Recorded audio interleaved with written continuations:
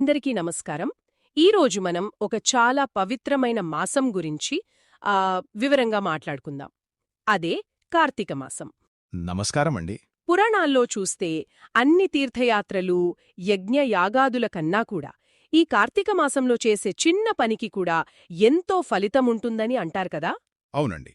మీరు చెప్పింది అక్షరాల నిజం. ముఖ్యంగా స్కంద పురాణం ఉంది కదా, ఆ ఉంది. అందులో కార్తీక మాసం గురించి చాలా గొప్పగా చెప్పారు.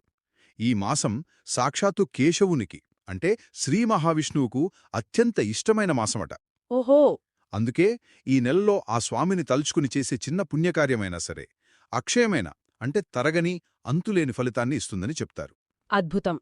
విష్ణువుకే అంత ఇష్టమైన మాసమంటే తప్పకుండా కొన్ని ప్రత్యేకమైన పనులు, నియమాలు ఉండి ఉంటాయి. ఖచ్చితంగా ఉంటాయి. మరి అవేంటో అంటే ముఖ్యంగా ఈ నెలలో మనం చెయ్యాల్సిన పనులు, పాటించాల్సిన నియమాలు, ఇంకా ఏవి తినకూడదు లాంటి విషయాలు. వీటి గురించి మన గ్రంథాలు ఏం చెబుతున్నాయో కొంచెం లోతుగా చూద్దామా? తప్పకుండానండి.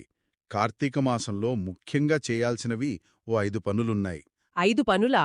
అవును, పంచవిధులు అని కూడా అంటూ ఉంటారు. అందులో మొదటిది ప్రాతస్నానం. ప్రాతస్నానం అంటే తెల్లవారుజామును చేసే స్నానం. దీనికి ఎందుకంత ప్రాముఖ్యత అంటారు? అవునండి, సూర్యుడు ఉదయించక ముందే వీలైతే నదిలో లేదంటే కనీసం ఇంట్లో అయినా చన్నీళ్లతో స్నానం చెయ్యాలి. సరే. ఇలా చేయడం వల్ల పెద్ద పెద్ద యజ్ఞాలు చేస్తారు కదా, వాటి చివర్లో చేసే అవభృత స్నానం అని ఉంటుంది. అవును, యజ్ఞం ముగింపులో చేస్తారు. ఆ స్నానంతో సమానమైన పుణ్యం వస్తుందని నమ్మకం.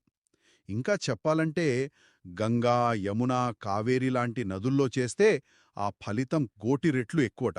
ఓహో, కేవలం స్నానానికే ఇంత గొప్పతనమా? సరే, మరి రెండవ విధి ఏమిటి? రెండవది హరిపూజ అంటే విష్ణుపూజ. అంటే రోజూ విష్ణువును పూజించాలా? అవును, ఈ కార్తీక మాసం మొత్తం విష్ణు ఆరాధనకు చాలా శ్రేష్టమైన కాలం. ప్రతిరోజూ శ్రీ మహావిష్ణువును పూజించాలి. ముఖ్యంగా ఇంట్లో తులసికోట దగ్గరగాని లేదా సాలగ్రామం ఉంటే దాన్నిగాని పూజిస్తే విశేషమైన ఫలితం వస్తుంది. విష్ణు పూజతో పాటు దీపాలకు కూడా ఈ మాసంలో చాలా ప్రాధాన్యత ఇస్తారు కదా. అది మూడవది అనుకుంటా. ఖచ్చితంగా మూడవ విధి దీపారాధన లేదా దీపదానం.